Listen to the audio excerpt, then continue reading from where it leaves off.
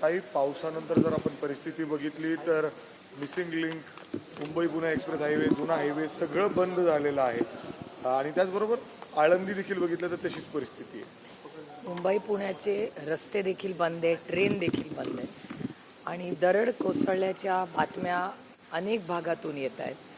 वेल्ह्यामध्ये असेल, मुळशीमधले रस्ता खचला अशी मला आत्ताच बातमी आली आहे. माझे सहकारी महादेव कोंडरेंचा फोन आला होता. ते सगळे अडकले आहेत. काही ठिकाणी झाडं पडली आहेत, काही ठिकाणी रस्त्याला भगदाड पडले असं मुळशीत झालेलं आहे. त्याचबरोबर मिसिंग लिंकचा जो व्हिडिओ येतोय, मला आधी तर वाटत होतं हे काहीतरी AIचा उद्योग आहे, पण नंतर तुमच्याही चॅनल्सवर सगळ्यांत पाहिलं, कारण का मला विश्वासच बसत नाही की ज्या मिसिंग लिंकचा एवढा मोठा कार्यक्रम झाला आणि अर्धा तास सगळ्यांचा वाचत होता, शेवटी आम्हीही सगळ्यांनी त्याचं कौतुक केलं की अरे वा, सगळ्यांचा वेळ वाचतोय, चांगली कॉस्टमध्ये पडूया नको, कारण का तो एक वेगळा विषय आहे. कारण का जेवढा निधी त्याच्यात टाकला आहे आणि त्याच्यातून जो आउटकम आहे त्याच्यात मिसमॅच आहे. पण चला ठीक आहे, आता सगळ्यांची सोय झाली, त्याच्याबद्दल आम्ही सरकारला शुभेच्छा दिल्या. पण ज्या पद्धतीने मिसिंग लिंकचे व्हिडिओ येत आहेत हे अतिशय चिंताजनक आहे.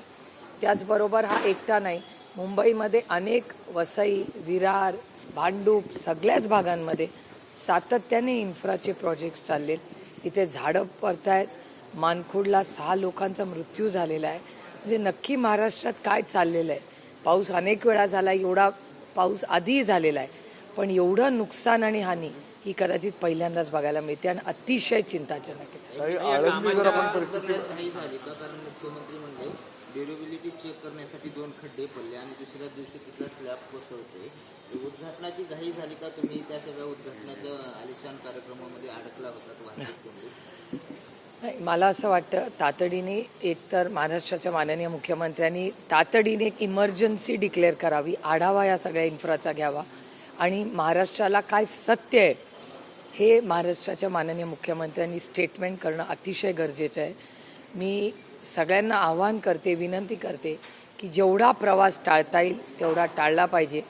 पण माझी मागणी आहे की या सगळ्या इन्फ्रास्ट्रक्चरची पारदर्शक इन्क्वायरी झाली पाहिजे. मी करप्शन आता म्हणणार नाही, कारण का अजून माहिती आलेली नाही, पण जरूर ह्या इन्फ्रास्ट्रक्चरमध्ये किती पैसे खर्च झाले, सेफ्टी ऑडिट झालं का, आणि जर झालं असेल तर ह्या सगळ्याचा नॅचरल डिझास्टरचा विचार केला का नाही जेव्हा या मिसिंग लिंकचा प्लॅन केला, या सगळ्याची उत्तरं महाराष्ट्र सरकारला द्यावी लागतील.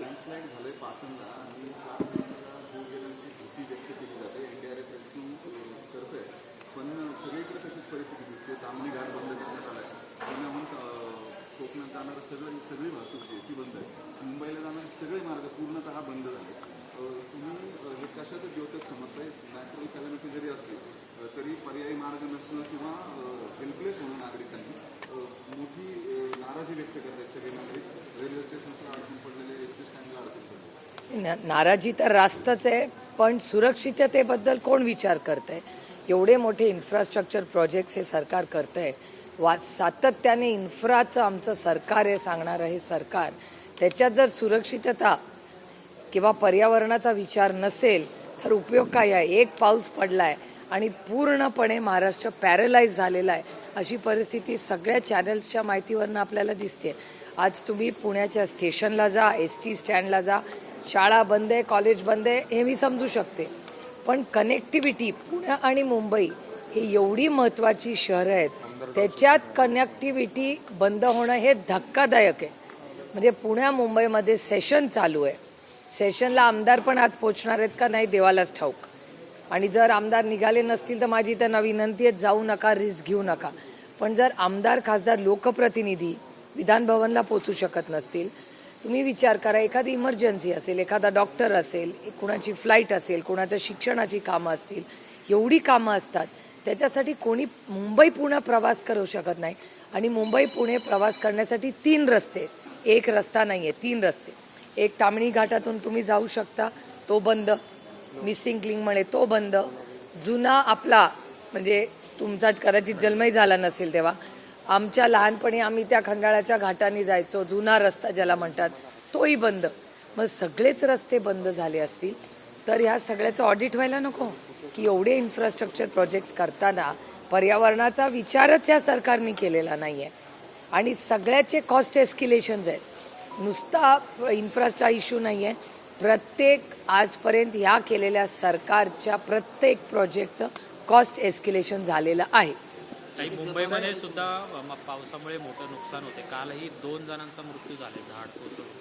तिथे सुद्धा महानगरपालिकेने पूर्वतयारी केली होती का नाही असा सुद्धा प्रश्न निर्माण. नाही नाही, अर्थातच कसं आहे, आज सत्तेमधले सगळे लोक फक्त 70 वर्षाचा हिशोब काढतात. ह्यांच्या 10-12 वर्षाचा हिशोब कोण देणार? आता झालं ना 12 वर्ष सत्तेमध्ये येऊन, आणि गल्लीपासून दिल्लीपर्यंत त्यांचं सरकार आहे, आणि ज्या पद्धतीने हानी होते याचं उत्तर द्यावंच लागेल या सरकारला. म्हणजे स्कूल बसवर झाड पडलं, त्याच्यानंतर आज मानकुडला 6 का 8 लोक गेले. कोण आहे याला जबाबदार? ऑडिट का होत नाही वर्षभर? कॉर्पोरेशन्स काय करतायत? पक्ष फोडा, घरं फोडा. आणि ज्या पद्धतीने आज विरोधी पक्ष फोडण्याचं पाप सातत्याने होत आहे, ह्याच्यासाठी या सरकारला वेळ असतो. पण सर्वसामान्य मायबाप जनता, ज्या जनतेने ह्यांना सो कॉल्ड मतदान केलं असं ते म्हणतात, मग त्यांच्यासाठी हे सरकार कधी उपलब्ध असतं? याच पालिकेत आलेला पुण्यात सुद्धा 97 ठिकाणी झाडं पडलेली आहेत. खरं तर हे सगळे जुने झाडं आहेत, मुख्य शहरातले आहेत. त्याचं सर्वेक्षण होणं गरजेचं होतं. पालिका नुसतं सर्वेक्षण नाही, अनेक ठिकाणी रस्त्याचं रुंदीकरण झालेलं आहे, त्याच्यामुळे अनेक ठिकाणी झाडं पडलेली आहेत. तर जेव्हा तुम्ही रुंदीकरण करता तेव्हा झाडांचं प्लॅनिंग नाही का होत? हा पण एक मोठा प्रश्नच आहे ना. म्हणजे ह्यांचं जे प्लॅनिंग आहे, ह्यांचं इन्फ्रास्ट्रक्चर म्हणजे कॉन्ट्रॅक्टरांची लाड, आणि सातत्याने कॉस्ट एस्केलेशनकडून पुढच्या इलेक्शनचा खर्च काढणे, अशीच परिस्थिती किंवा भावना सामान्य माणसात येत आहे. तुम्ही सगळं चेक करा.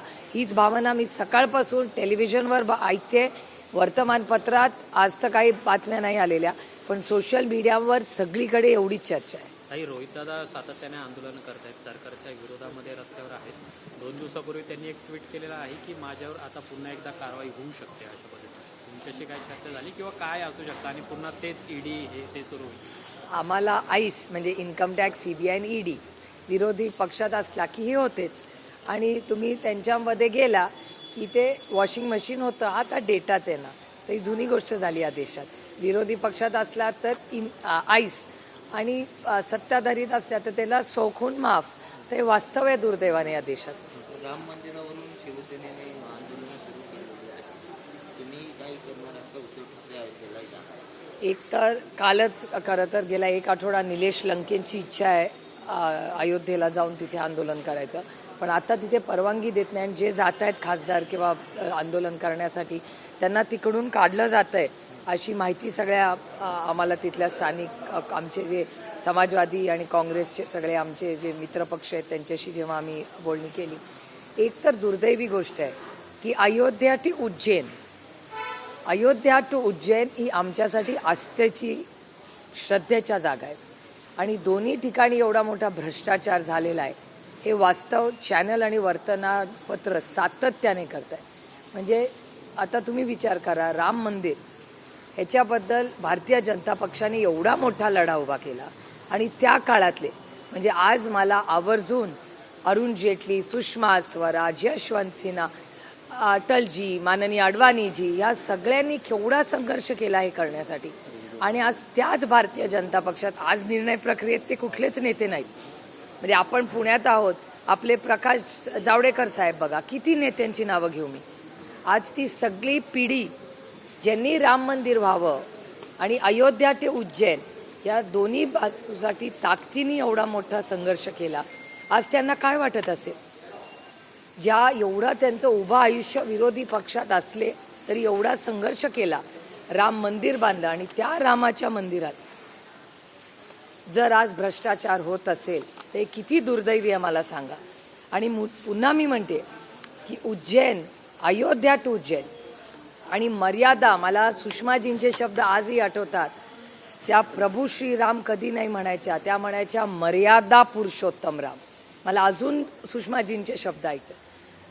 म्हणजे सुषमाजींनी आमच्यावर संस्कार केले, जरी विरोधी पक्षात आम्ही एकामेकाच्या असलो तरी आम्हाला सांगायचे सुषमाजी की सुप्रिया हे मर्यादा पुरुषोत्तम राम आहे. आता मला सांगा कुठली मर्यादा या सरकारने ठेवली?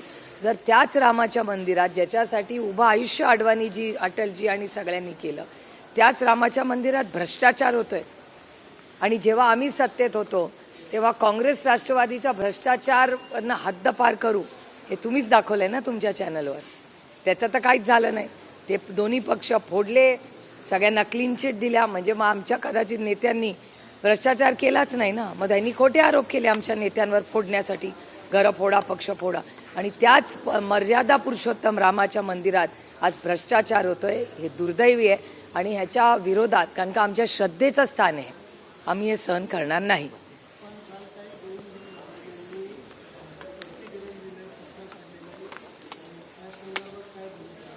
भूमिका कसली? आम्ही वास्तव सांगतोय. आम्हाला जे वास्तव वर्तमानपत्र, टीव्ही, उत्तर प्रदेश आणि केंद्र सरकारचं जे वास्तव टीव्हीवर आणि वर्तमानपत्रात दिसतंय, त्याच्यात तुम्ही तर काल व्हिडिओ दाखवले तुमच्या चॅनलवर पैसे लपवताना. ते तर व्हिडिओ काही खोटे नव्हते, तुमच्या चॅनलवर पाहिले आम्ही. याचा अर्थ भ्रष्टाचार मोकळेपणे, दिलखुलासपणे चालला होता मर्यादा पुरुषोत्तम रामांच्या समोर. हे किती दुर्दैवी आहे. आणि मला विचाराल तर म्हणजे मला आश्चर्य वाटतंय की आमच्या श्रद्धेच्या स्थानामध्ये एवढा भ्रष्टाचार. चिची, याच्यासाठी नाही हो अटलजींनी आणि अडवाणीजींनी एवढा संघर्ष केला. गिरी महाराज जे आहेत ते मंदिर उद्घाटनावेळी याचं श्रेय घेत होते. मात्र कालच्या त्यांच्या स्पष्टीकरणात ते असं म्हणतात की मी नामधारी कोषाध्यक्ष आहे, माझ्याकडे याचा कुठला हिशोब नाही, मी प्रवासात असतो, मी प्रवचन करत असतो. याचं उत्तर सगळ्यांना उत्तर प्रदेशमध्ये जे जे कोणी त्या प्रशासनात आहेत त्यांना ह्याचं उत्तर द्यावं लागेल. आणि हा पार्लमेंटमध्ये आम्ही ताकदीने हा इश्यू, आता पार्लमेंट सुरू होतं आहे 20 तारखेला, आम्ही हा मुद्दा ताकदीने मांडणार आहे. मी इंडिया अलायन्सच्या मीटिंगमध्ये विनंती करणार आहे की इंडिया अलायन्सनी हा आमचा श्रद्धेचा आणि आस्थेचा विषय, अयोध्या टू उज्जैनमध्ये झालेला भ्रष्टाचाराचं उत्तर भारतीय जनता पक्षाला द्यावंच लागेल. ताई एक शेवटचं, राष्ट्रवादी काँग्रेस हा काँग्रेस पक्षामध्ये विलीन असं अशा सध्या चर्चा आहेत, NDAमध्ये जाणार अशा आहेत. परवा सतेज पाटीलही म्हणाले की लोकसभेनंतर राष्ट्रवादी काँग्रेस आणि काँग्रेस एकत्र येण्याच्या चर्चा सुरू झालेल्या होत्या, दिल्ली स्तरावरती त्या होत्या.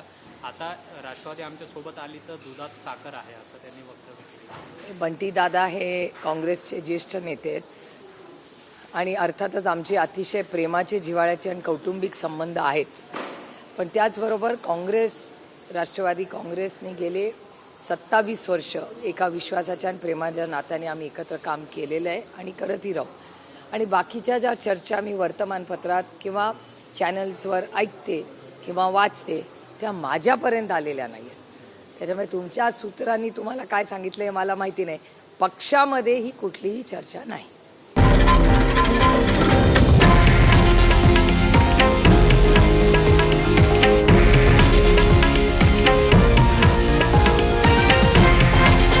हे आहे देशातील नंबर 1 न्यूज नेटवर्क आणि आपण पाहत आहात TV9 मराठी, एकमेव.